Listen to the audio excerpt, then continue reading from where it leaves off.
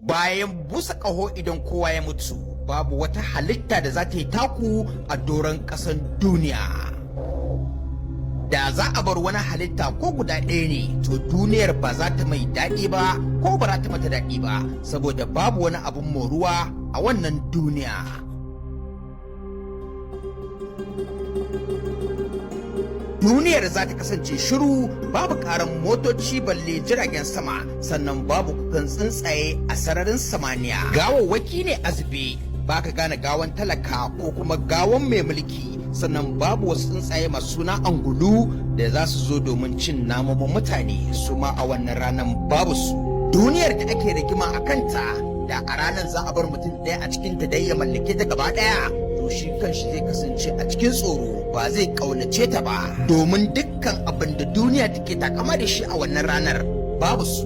Haka zalika dukkan wanda yake takama da dukiya da tarin dangi ko kuma tarin abin duniya sun kwanta dama a wannan lokacin. Sararin samaniya babu taurari, su ma sun faɗo a wannan lokacin. Buga tunani mai zurfi kafin zuwan wannan rana gare ka.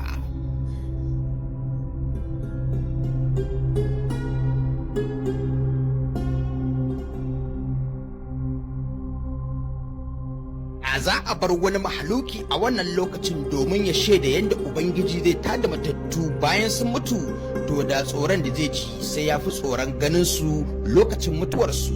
Allah a cikin Al-Qur'ani yana cewa, ayahsabul insanu allan najma'a izama bala qadirina ala an nusawwiya banana. Shin mutum yana zaton cewar ba za mu tara kasusuwarsa ba? Na'am, masu ikon yi muke akan mu daidaita gabobin yatsunsa. Suratul Qiyama aya ta 3 zuwa ta 4. Dukkan waɗanda suke kwance a doron ƙasan duniya za su tashi, haka zalika waɗanda suke kwance a cikin kabarurrukansu su ma za su tashi domin amsa kiran Allah subhanahu wa ta'ala.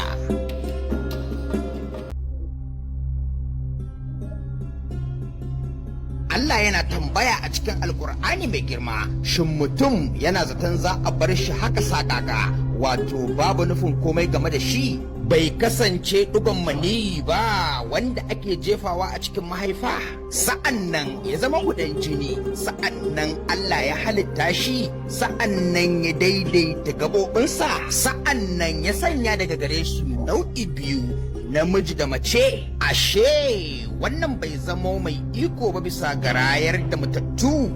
Wannan tambaya ne daga Ubangijin, sai ku amsa ta a zukatarku.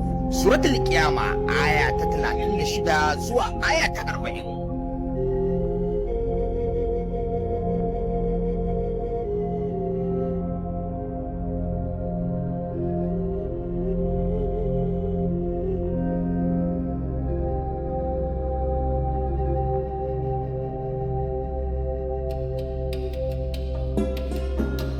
Kullum man alaiha fan, komai na ke karewa ne. Hakika duniya kyakkyawa ce, amma kyanta na yaudara ce, saboda haka karka bari kyawun duniya ya ruɗe ka, karka bari manyan gine-ginen cikinta su makantar da kai.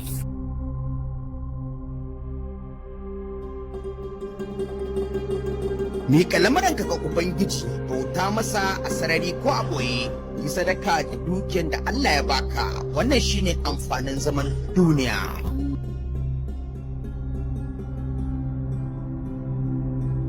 Duniya budurwar sarakuna da masu mulki, duniya kyakkyawa, duniya matan sarki ko mai mulki idan sun so su taka kowa a cikin doranta, duniya mayaudariyar da take sawa ɗan adam ya manta da mutuwa, duniya mai sa ɗan adam ya manta da kwanciyar kabari, duniya aljannan kafiri mai sa kafiri ya yi maye a cikinta har ya yi mankas. Dukkan duniya bata kai darajar dukkan sauro ba, da ta kai darajar sa da kafiri bai da